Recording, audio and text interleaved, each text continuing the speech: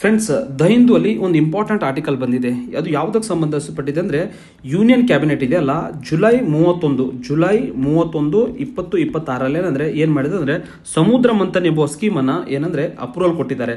ಇದರ ಒಂದು ಭಾಗವಾಗಿ ಏನಾಗುತ್ತೆ, ಎಕ್ಸಾಮಿಗೆ ನೆಕ್ಸ್ಟ್ ಇದು ಬಹಳ ಇಂಪಾರ್ಟೆಂಟ್ ಆಗಿದೆ. ಸೊ ಹಾಗಾಗಿ ಈ ಒಂದು ಆರ್ಟಿಕಲ್ ನಾನು ಏನಂದ್ರೆ ಡಿಟೇಲ್ ಒಂದು ಆರ್ಟಿಕಲ್ ಇರುವಂತಹ ಅಂಶಗಳನ್ನು ಇಲ್ಲಿ ಚರ್ಚೆ ಮಾಡ್ತಾ ಇದ್ದೇನೆ. ಏನಿದೆ ನೋಡ್ಕೊಂಡಾಗ ಏನಂದ್ರೆ ಇಂಪಾರ್ಟೆಂಟ್ ಆಗಿ ಕ್ಯಾಬಿನೆಟ್ ಓಕೆಸ್ ದಿ 84,084 crores ಸಮುದ್ರ Manthan for of sure exploration, ಅಂದ್ರೆ ಕಡಲಾಚೆಯ ಅನಿಲ ಮತ್ತೆ ಕಚ್ಚಾ ತೈಲವನ್ನು ಎಕ್ಸ್ಪ್ಲೋರ್ ಮಾಡಕ್ಕೆ ಈ ಒಂದು ಸ್ಕೀಮ್ ಅನ್ನ ಅನೌನ್ಸ್ ಮಾಡಿದ್ದಾರೆ. ಬೇಸಿಕಲಿ ಏನಂದ್ರೆ ಯೂನಿಯನ್ ಕ್ಯಾಬಿನೆಟ್ ಯಾವ ಮಿನಿಸ್ಟ್ರಿಗೆ ದುಡ್ಡು ಕೊಡ್ತಾ ಇದೆ, 84,084 ಕೋಟಿ ಏನಂದ್ರೆ ಯೂನಿಯನ್ ಪೆಟ್ರೋಲಿಯಂ ಮಿನಿಸ್ಟ್ರಿ ಇಲ್ಲ, ಅದಕ್ಕೆ ಏನಂದ್ರೆ ಸಮುದ್ರ ಮಂಥನ್ ಯೋಜನೆಯಲ್ಲಿ ಅದನ್ನ ಘೋಷಣೆ ಮಾಡಲಾಗಿದೆ. ಅಬೌಟ್ ಸಮುದ್ರ ಮಂಥನ್ ಬಂದಾಗ ಇದರ ಪ್ರಮುಖವಾಗಿ ನೋಡ್ಕೊಂಡಾಗ ಫ್ರೆಂಡ್ಸ್ ಅಂದ್ರೆ India's flagship scheme for offshore exploration, ಅಂದ್ರೆ ಕಡಲಾಚೆಯ ಏನಂದ್ರೆ ಅನಿಲ ಮತ್ತೆ ಕಚ್ಚಾ ತೈಲವನ್ನು ಎಕ್ಸ್ಪ್ಲೋರ್ ಮಾಡೋದಕ್ಕೆ ಈ ಒಂದು ಉದ್ದೇಶ ಹೊಂದಲಾಗಿದೆ. ಈ ಅಮೌಂಟ್ ಇದಾವಲ್ಲ 84,084 crore ಅಂತೇಳಿ ಅದನ್ನ ಏನು ಗೊತ್ತಾ, ಈಗಿಂದ 2026 ಇಂದ ಹಿಡ್ಕೊಂಡು 2030 ವರೆಗೆ ಅದನ್ನ ಯುಟಿಲೈಸ್ ಮಾಡಬೇಕು.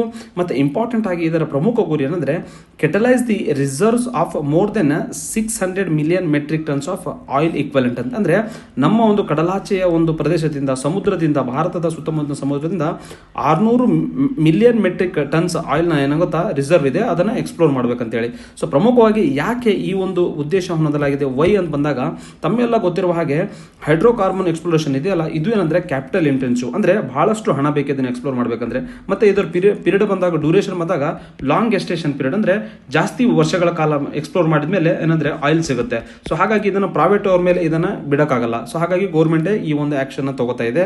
ಅದಲ್ಲದೆ ನೆಕ್ಸ್ಟ್ ಏನಂದ್ರೆ essential for India's domestic energy security, ಅಂದ್ರೆ ನಮ್ಮ ಒಂದು ಎನರ್ಜಿ ಸೆಕ್ಯೂರಿಟಿಗೋಸ್ಕರ ಬಹಳ ಇಂಪಾರ್ಟೆಂಟ್. ಈಗ ಏನಂದ್ರೆ ಇರಾನ್ ಮತ್ತೆ ಇಸ್ರೇಲ್ ನಡುವೆ ವಾರ್ ಆಗ್ತಾ ಇದೆ, ಅಲ್ಲಿಂದ ನಾವು ಆಯಿಲ್ ಎಕ್ಸ್ಪೋರ್ಟ್ ಮಾಡ್ಕೋಬೇಕಂದ್ರೆ ಆಗ್ತಾ ಇಲ್ಲ. ಸೊ ಹಾಗಾಗಿ ಏನೋ ಮತ್ತೆ ರಷ್ಯಾದವ್ರ ಮೇಲೆ ಏನಾದ್ರು ಡಿಪೆಂಡ್ ಇದ್ರೆ ಅಮೆರಿಕಾದವ್ರು ನಾವು ಟ್ಯಾರಿಫ್ ಹಾಕ್ತೀವಿ, ಅವರಿಂದ ಪರ್ಚೇಸ್ ಮಾಡಂಗಿಲ್ಲ ಅಂತೇಳಿ ಅವ್ರೇನಂದ್ರೆ ಇದು ಟ್ಯಾರಿಫ್ ಹಾಕ್ತಾ ಇದ್ದಾರೆ. ಸೊ ಹಾಗಾಗಿ ನಮ್ಮದೇ ಆದಂಥ ಎನರ್ಜಿ ಸೆಕ್ಯೂರಿಟಿನ ನಾವು ಯಾವತ್ತಿದ್ರೂ ಇಂಡಿಪೆಂಡೆಂಟ್ ಆಗಲೇಬೇಕು. ಸೊ ಹಾಗಾಗಿ ಇದನ್ನ ಒಂದು ಉದ್ದೇಶ ಹೊಂದಲಾಗಿದೆ. ಅದಲ್ಲದೆ ಏನಂದ್ರೆ overcome the challenges off from ageing oil ಮತ್ತೆ ಗ್ಯಾಸ್ ಫೀಲ್ಡ್, ಅಂದ್ರೆ ಆಲ್ರೆಡಿ ಇರುವಂತಹ ಆಯಿಲ್ ಮತ್ತೆ ಗ್ಯಾಸ್ ಫೀಲ್ಡ್ ಏನಂದ್ರೆ ಅವು ಬಹಳ ಓಲ್ಡ್ ಆಗಿದಾವೆ, ಅದನ್ನ ರೀಪ್ಲೇಸ್ ಮಾಡಬೇಕು. ಸೊ ಪ್ರಮುಖವಾಗಿ ಇದರ ಒಂದು ಕಂಪೋನೆಂಟ್ಸ್ ಬಂದಾಗ ಈ ಒಂದು ಸ್ಕೀಮ್ ಅಲ್ಲಿ 4 ಕಂಪೋನೆಂಟ್ಸ್ ಇದಾವೆ ಫ್ರೆಂಡ್ಸ್. ಏನಂದ್ರೆ first drilling of 60 deep water exploration Wells ಅಂತ, ಅಂದ್ರೆ 60 ಜಾಗಗಳಲ್ಲಿ ಇದನ್ನ ಎಕ್ಸ್ಪ್ಲೋರೇಷನ್ ಮಾಡಬೇಕು, ಅದಕ್ಕೆ 43,200 ಕೋಟಿ. ನೆಕ್ಸ್ಟ್ ಏನಂದ್ರೆ ಆಫ್ ಶೋರ್ ಡಾಟಾ ಅಕ್ವೈಸಿಷನ್, ಅಂದ್ರೆ ಡಾಟಾನ ಅಕ್ವೈರ್ ಮಾಡೋದು, ಅದನ್ನ 28,534 ಕೋಟಿ ಕೊಡಲಾಗಿದೆ. ಮತ್ತೆ development of common of sure infrastructure hub ಅಂತೇಳಿ, ಅಂದ್ರೆ ಆಫ್ ಶೋರ್ ಕಡಲಾಚೆಯ ಇನ್ಫ್ರಾಸ್ಟ್ರಕ್ಚರ್ ಹಬ್ಸ್ ಡೆವಲಪ್ ಮಾಡಬೇಕು, ಅದಕ್ಕೆ 10,000 ಕೋಟಿ. ನೆಕ್ಸ್ಟ್ ಏನಂದ್ರೆ ಆಯಿಲ್ ಅಂಡ್ ಗ್ಯಾಸ್ ಮ್ಯಾನುಫ್ಯಾಕ್ಚರಿಂಗ್ ಮತ್ತೆ ಸರ್ವಿಸ್ ಝೋನ್ ಆಗಿ ಇಲ್ಲಿ ಏನಂದ್ರೆ ಡೊಮೆಸ್ಟಿಕ್ ಮ್ಯಾನುಫ್ಯಾಕ್ಚರ್ ಮತ್ತೆ localisation of the critical equipment ಮಾಡಲಾಗಿದೆ, ಅದಕ್ಕೆ 2,000 ಕೋಟಿ.